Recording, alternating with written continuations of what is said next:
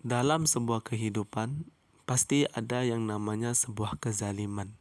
Dan pada dasarnya dan pada kenyataannya, kebanyakan dari kita manusia sering menindas satu sama lain. Yang kuat menindas yang lemah, dan yang lemah tidak mampu membela dirinya dan hanya bisa berpasrah.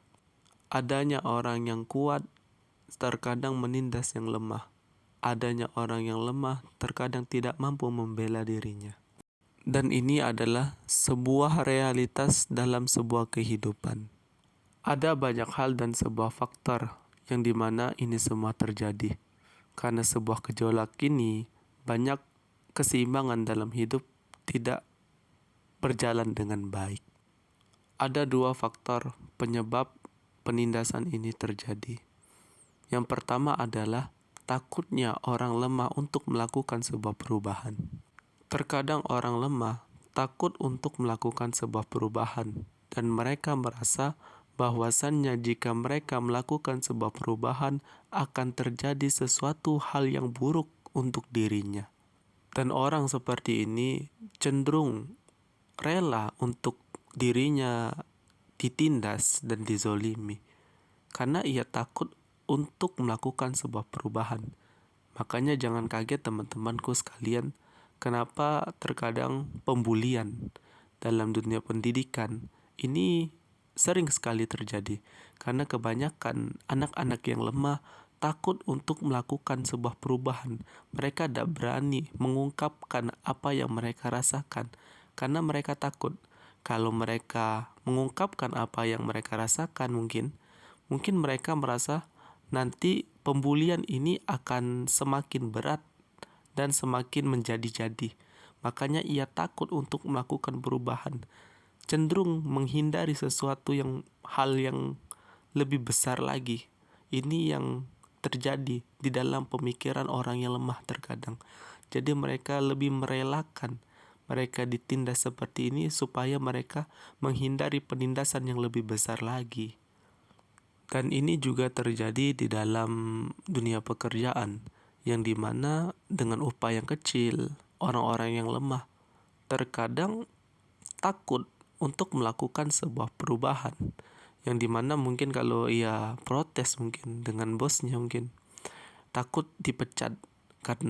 Karena ia takut dipecat, ia memiliki pemikiran seperti ini, ya sudahlah, kita syukuri saja ya yang kita dapatkan. Padahal secara tidak sadar sesungguhnya ia itu ditindas.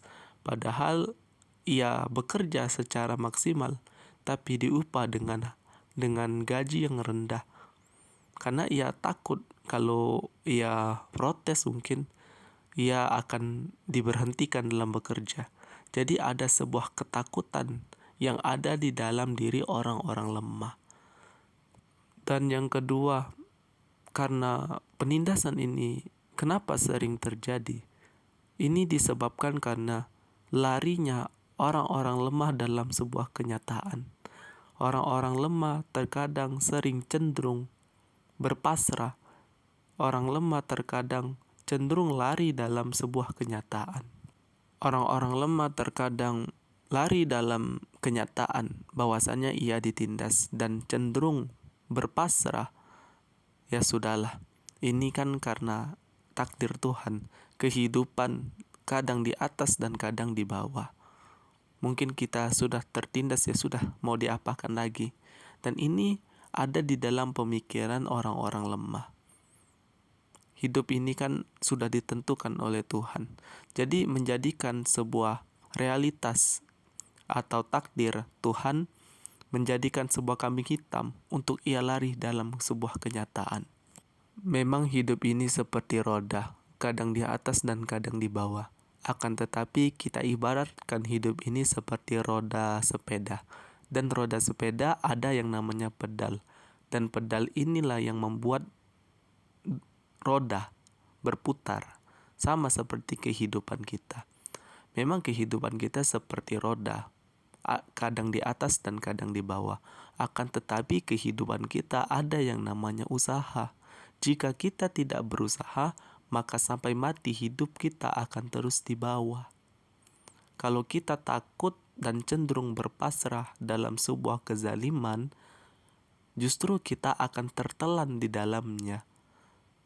Dan penindasan ini akan terus terjadi jika kita takut untuk melakukan sebuah perubahan dan cenderung berpasrah dalam sebuah kehidupan.